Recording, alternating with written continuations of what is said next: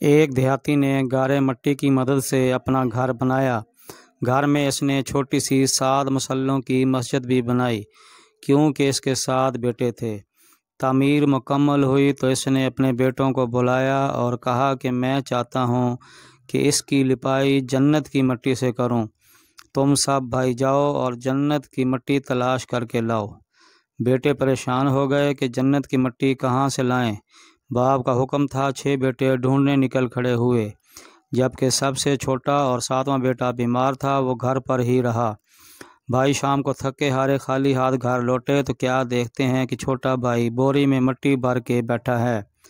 باپ نے پوچھا، بیٹے گھر بیٹھے تجھے جنت کی مٹی کہاں سے مل گئی؟ بیٹے نے جواب دیا، سارا دن ماں کے پیچھے پیچھے پھرتا رہا، جہاں جہاں وہ قدم رکھتی تھی وہاں سے مٹی اٹھا کر جمع کرتا رہتا، یہ وہ مٹی ہے۔ ویڈیو پسند آنے پر چینل سبسکرائب کیجیے، شکریہ۔